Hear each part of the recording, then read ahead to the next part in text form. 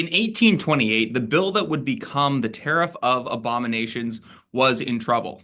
However, it was saved by a Senate vote in which then Senator Martin Van Buren voted to advance a higher rate for woolen manufacturers to get the New England delegation on the train. So, what I'm saying here is that textiles and by extension clothing have had a long history of being important and divisive in US tariff policy. Today, I'm very glad to welcome Stephen Lamar, the president and CEO of the American Apparel and Footwear Association, to talk about how these issues, how tariffs, how textiles, how clothing, how footwear is playing into the tariff discussion today. Stephen, thank you so much for joining us. Hey, thanks for having me. So my first question to you is that global, or I should say, here's my first restart. Start the question over. My first question to you is, clothing items are global travelers of a sort. Can you describe the journey that, say, a shirt will take in the process of its manufacturing and sale? Yeah, sure. And you're absolutely right. Clothing, footwear, by nature of an industry which through trade policy, through economic opportunity has really touched every corner of the globe. And it's also something that, literally touches everybody that lives on the globe, is probably almost by definition one of the most globalized of industries. You can have a variety of different supply chains. Some where a product, cotton is grown in a farm. It travels just a few miles to a place where the cotton is turned into fiber, where that's turned into yarn, where that's turned into fabric, where that's cut and sewn and turned into a garment, and then sold in a local store. It could within that supply chain can only just be a few miles, or it could be one that spans the globe. And by virtue of the production and the supply chains that have been built up over many generations, cotton from the United States could be exported to someplace in Asia where the fiber is then spun in a different country, fiber yarn spun in a different country that's turned into fabric, where it's knit and woven, then cut into a garment, and then exported either back to the country where the cotton was grown or maybe some other location. There's actually a phenomenal book called Travels of a T-Shirt by a Georgetown professor, Pietro Rivoli, that I'd encourage anyone to read. Really describes all the different kinds of journeys, many of the different kinds of journeys that a typical product could take. No, that's fantastic. I love Travels of a T-Shirt. You've got iPencil. And actually in The Wealth of Nations, in 1776, Adam Smith describes the journey of a wool cap. So these stories go back quite a while. So my next question to you is, through the last few years of increased tariffs, and I would say a general turn in attitude and mindset against free trade in many parts of especially the Western world, what has changed about your members' business model? How is just the day-to-day process of doing their jobs been altered?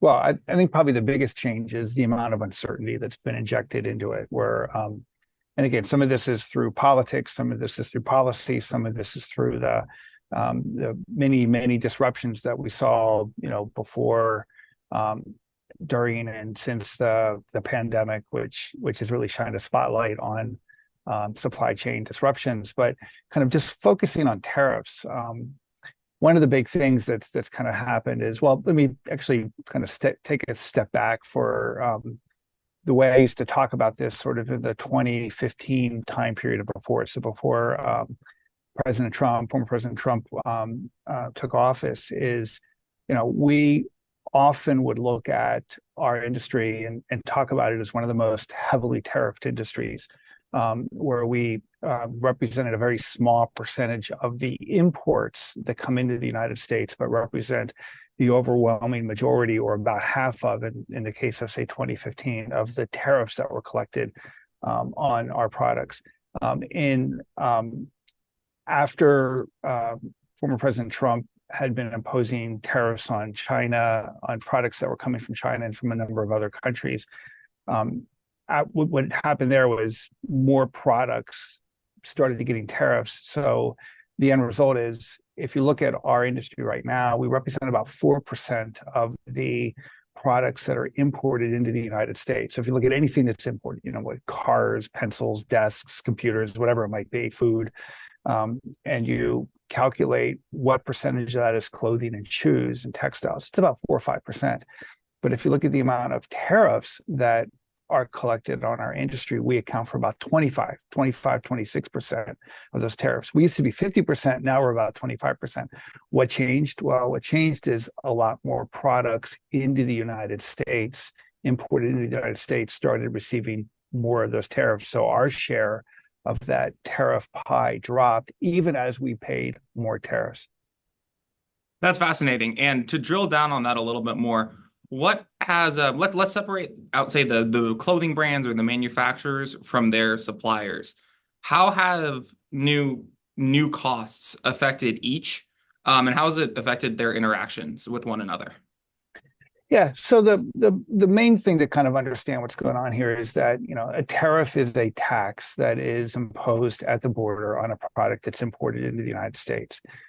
In the case of apparel and footwear, about 98% of what we have in our wardrobe, our closet, is imported. About 2% is made in the U.S., but about 98% is imported, which means we are imposing that tax on 98% of the market, in effect, in the case of apparel or footwear.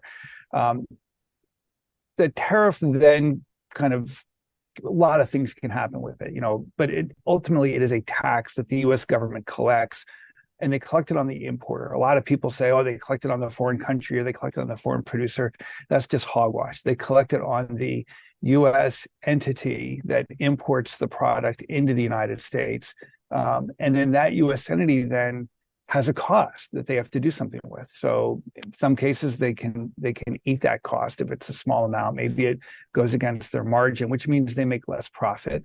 But in most cases, it ultimately then is a cost that gets passed along all the way to the end consumer, often in the form of higher prices or in the form of a missed opportunity to lower prices, right? So maybe we would have seen some deflationary activity, but it doesn't happen because there's an extra cost that's associated with that particular product that ultimately gets passed along.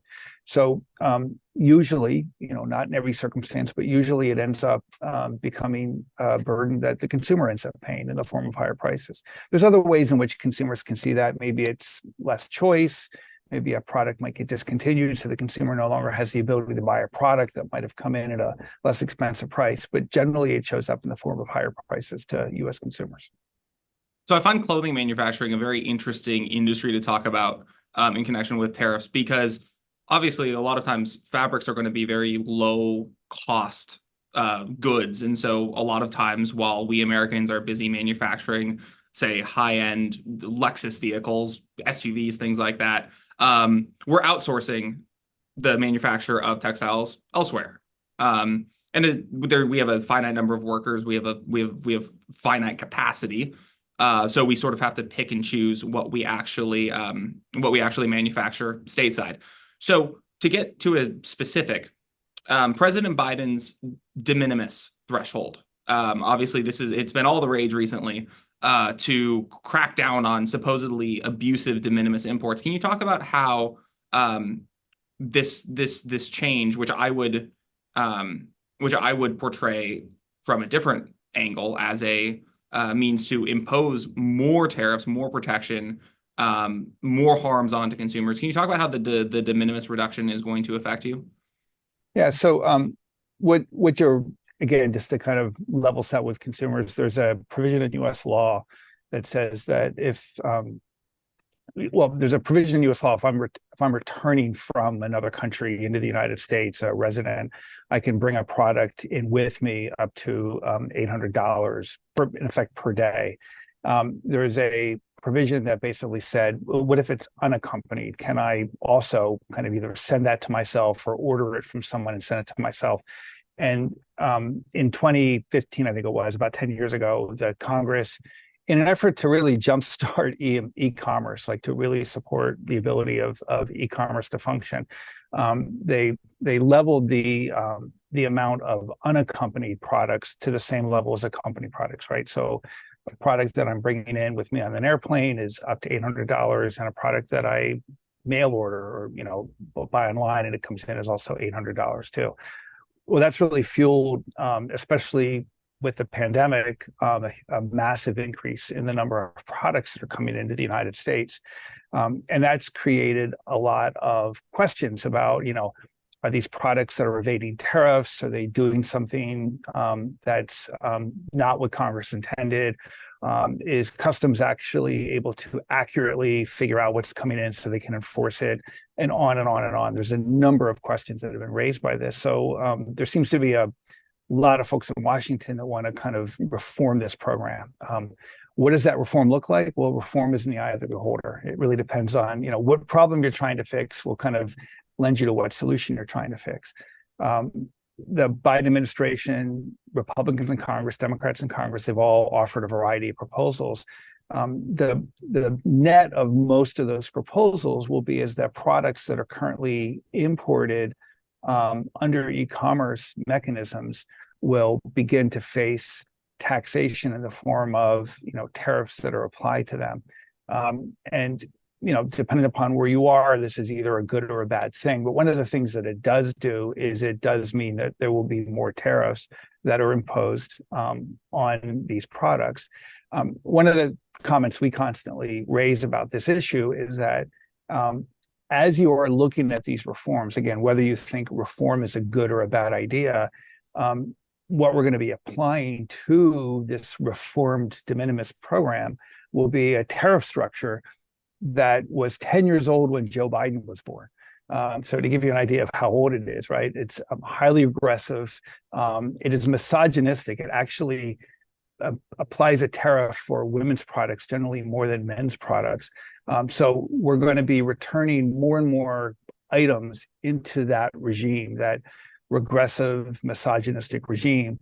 So one of the things we keep asking is, as we're looking at reforming of the de minimis, we agree that de minimis does need some attention. There's a lot of product that's coming in that may not be getting this level of scrutiny that it needs to be getting. Certainly, it seems to be overwhelming Customs by their own statements. Should we be reaching to a tax system that is 95 years old and saying, yes, this is what we want to be doing? And it's a question, it's a legitimate question, and for one which the policymakers have yet to provide I think a really thoughtful, fulsome answer. For more on full-scale reform for the U.S. tariff system, see TPA's work coming this fall. I've got one more question to ask you before I let you go. Defenders of tariffs originally, or I shouldn't say originally, in say 2 to 5 years ago, made the case that tariffs are a targeted tool that we need to stimulate specific industries, be this chips, be this steel, be this some other type of good that is critical to having a healthy economy or to national defense. Today, the argument seems to have slipped into different territory entirely. These same people have started defending across the board tariffs. There was an essay that appeared in The Atlantic recently from a purported conservative, Oren Cass, defending a 10% universal tariff, again, on much largely on these grounds of stimulating domestic industry and saying the domestic industry could compensate. However, when we look closely at these arguments, they seem to amount to more or less an argument for autarky.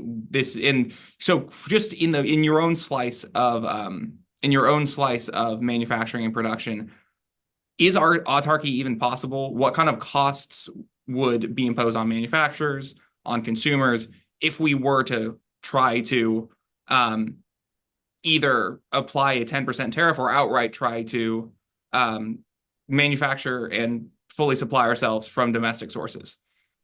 Well, I think, again, what we're talking about, and just looking at my slice of the world here, which is apparel, footwear, textiles, fashion products of that sort, is you are, whether it's a 10%, 20% across the board, or maybe it's a tariff that you target one country. There's been discussions of a larger tariff on imports coming in from China with a smaller tariff on other products. Again, because in the industry where I work, so much of it is imported. You are in effect putting an across the board price increase on everything. So it wouldn't just be a price increase that would occur on the stuff that's imported at 98%. You would be inviting that 2% that is made in the United States to raise their prices as well. I mean, that would just be a sort of a natural consequence. And in fact, that's one of the reasons why tariffs happen, is so that domestic manufacturers can have more pricing power, more pricing abilities vis-a-vis imported goods. And particularly if you look at China, China is the source of, about 40% of our apparel, comparable numbers for footwear, comparable numbers also for accessories, things like backpacks and travel goods. I mean, the numbers kind of go up and down, but it's about that amount. So if you are imposing a large tax on products that are imported from those countries, again, you're not imposing the tariff on those countries, you're imposing the tariff on the people that are ultimately buying from those countries. In other words, you and me and anyone watching this podcast. What happens is the price from those countries goes up, and then the price from just about every other country goes up, because now there's room for them to increase their prices as well. So there's no doubt that it's an inflationary move. And then again, what it does is it's inflationary in a very regressive way. You are charging the tariff on product that is a need of sort of lower income Americans, working families. They don't have a lot more disposable income, so a greater percentage of their product is going for these items. Many cases, this is really crazy, is the tariff on lower income or lower priced items is actually higher than the tariff on higher priced items. So a man-made fiber t-shirt is 32% and a silk t-shirt is 2.6%, right? So it's like, why is that the case? It's because we haven't been able to update tariff policy for 95 years. I mean, we've allowed this situation to exist. And so you've got this an increase in tariffs that will be regressive. It will be applied on top of a system that is already regressive, on top of a system that is already full of gender discrimination. In I think it was 2015, the U.S. Government International Trade Commission found that the tariff burden for women was $2.77 billion more than the tariff burden for men. Can you imagine if somebody were to try to sell this now and say, I've got a great idea. We're going to tax lower income women more than higher income men. Who's with me? I don't think that would get a single vote. And yet, for some reason, Congress, which owns this, I mean, the Constitution gives Congress the power to set tariff policy, Article 1, Section 8. Congress has been largely mute and very much accepting of these kinds of proposals, whether they've been proposed by Democrats or Republicans, and whether they've been implemented by Democrats or Republicans. So we really need new thinking here. And hopefully that thinking can come before these tariffs celebrate their 100th anniversary in just a few years. Well, you have been singing from the TPA hymnal here. American tariffs are paid primarily by Americans, and of course, taxes that target low-cost consumer goods are highly regressive. And ultimately, the buck stops with Congress. Not to disagree with people who say that the buck stops at the White House, the buck stops in our constitutional system with the very first branch of government. Stephen, thank you so much for joining us. I am very happy to have had you on. Your insights were much appreciated, and we look forward to seeing more of the content that is pushed out on tariffs by you and AAFA. Thank you so much. Thanks for having us, and looking forward to